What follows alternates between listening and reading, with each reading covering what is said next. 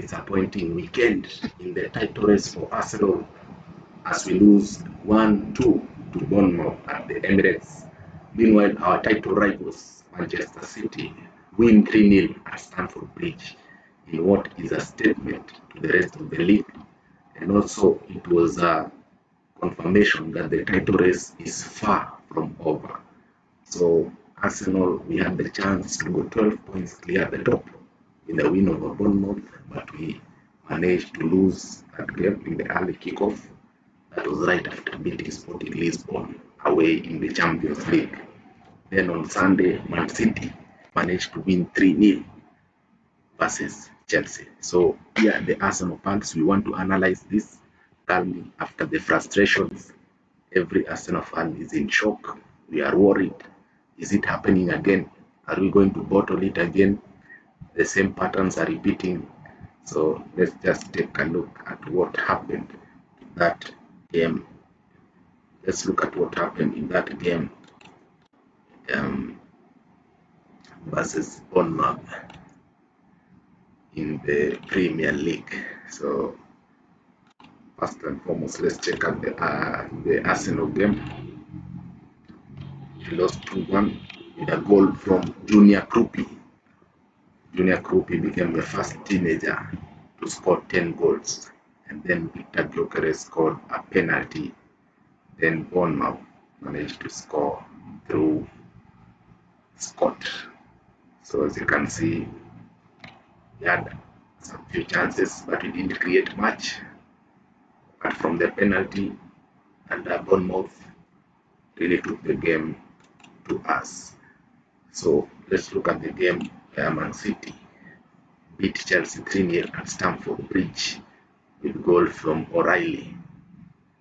Fantastic header, and then McKehy managed to score a striker's finish.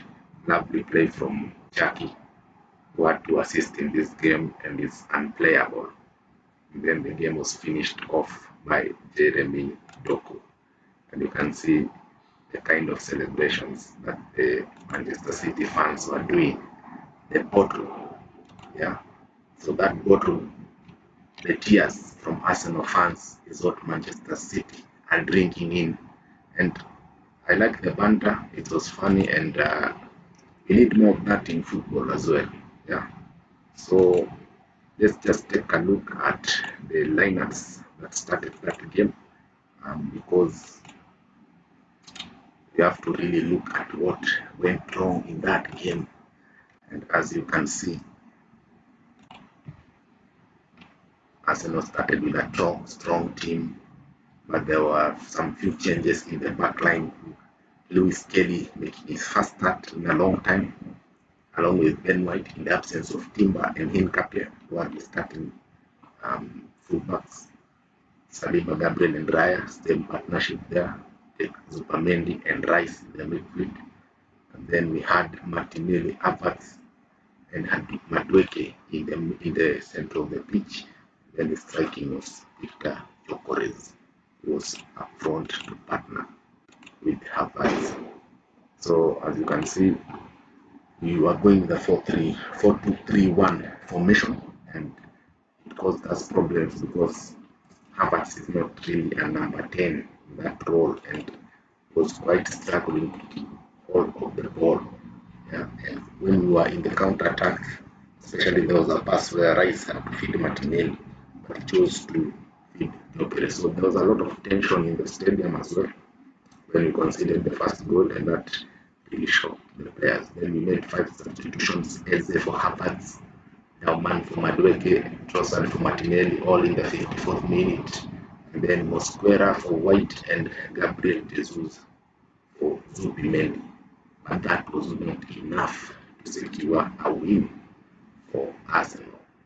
And if you look at the odds for this game, Arsenal were the ones who were favored to win this game, but Bournemouth managed to win with an odd of 7.60. So if you are a betting man and you had placed your bet on Bournemouth to win, you could actually have gotten some good money as well. So In terms of the title race, what does this mean? And psychologically, will this be a big blow? Because if you look at the standings, Arsenal are still top of the league with 670 points, followed by Manchester City, who have played one game less with 64 points. Third place is Manchester United and Aston Villa, fourth with 55 points each. And then the top five for the Champions League spots closed by Liverpool at 52 points. Chelsea round off the top six with 48 points after they were beaten. And if you look at Liverpool and Chelsea, they've all lost 10 Premier League games. Aston Villa lost 9, United 6, Manchester City have lost 5, and Arsenal have lost only 4 games. So the main concern for most Arsenal fans is the lack of attacking edge. And if you can see, apart from the penalty from Gyökeres, we did not manage to create anything in that game. So there was a XG stat that shows from open play, Arsenal did not create anything substantial, and that has been a big problem. Our attack was nullified, and the likes of Madueke, Martinelli, Gyökeres, Havertz, we did not really see much attacking impetus from them, and that has to deal with the creativity, because if we are creating chances and we are missing, it's another problem. But in that game, we were not creating anything. That is a huge concern moving forward as we are about to face Sporting Lisbon in the second leg of the quarter final of the Champions League. So Victor Gyökeres added his tally to 12 goals, but it was not enough for us to win this game. The Bournemouth, congratulations to them. They also played well, and they were prepared for us, and the way they set up, they really frustrated us.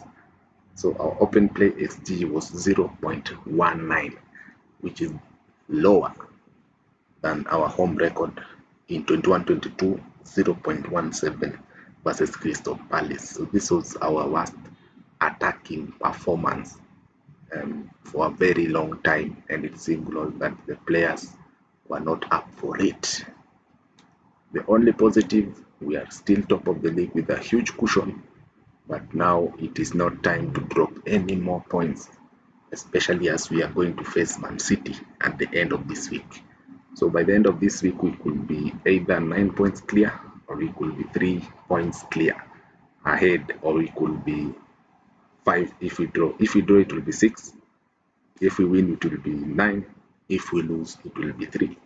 So those are 3 possible outcomes, and Manchester City currently are the favorites heading into this game, after they have won now 3 games in a row, beating Liverpool, Chelsea, and Arsenal. And that is a huge statement from Pep Guardiola's team. And we all know Manchester City, during the latter stages of the season, is when they start to click, and people are now expecting them to go on a run of 8 consecutive wins, so that they can secure and clinch that Premier League title. So regarding the overall game, I can say that we are just off it. Yeah, there's no player who can come out of that game and say they were the really outstanding. Even Raya, with his usual saves and ability to just kick it long and distribute, there are a lot of question marks of our performance. Because if Raya made 49 touches, Declan Rice made 50. So our goalkeeper is touching the ball more than our attackers, and that is a huge concern, meaning that we have to take risks in front of goal, and we have to ensure that we capitalize on chances and we become ruthless. Yeah, because now at this stage of the season, nothing is guaranteed. You can't just look at a game on paper and say that we have won this game.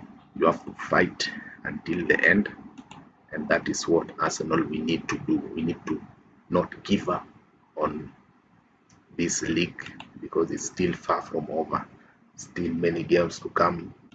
There will be more twists, and I don't believe that Man City will win all their games. For those who are saying that Man City will now win all their games, I don't think they have watched this season. This season has been very tough. Yeah, this season has been extremely difficult to win games in the league.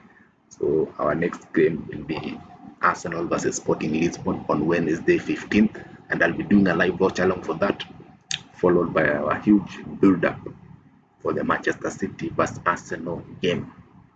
Yeah, so this is the Arsenal Pulse, and I hope you will heal in time. Subscribe, share, follow for more, and shall meet in the Sporting Lisbon game. Yeah, so I hope we can make the semi-finals. It will be a huge boost to our confidence before going to the Etihad, where if we can win there, we will be putting one hand on the trophy. So title race is not yet over. We are still in it until the end. It could even be decided by goal difference. So no need to panic. So stay safe, stay safe. Be doing the match reaction for Sporting Lisbon tomorrow.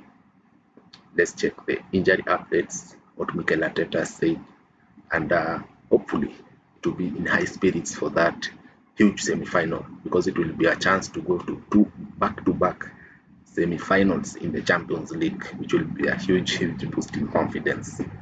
So see you in the next one. Peace.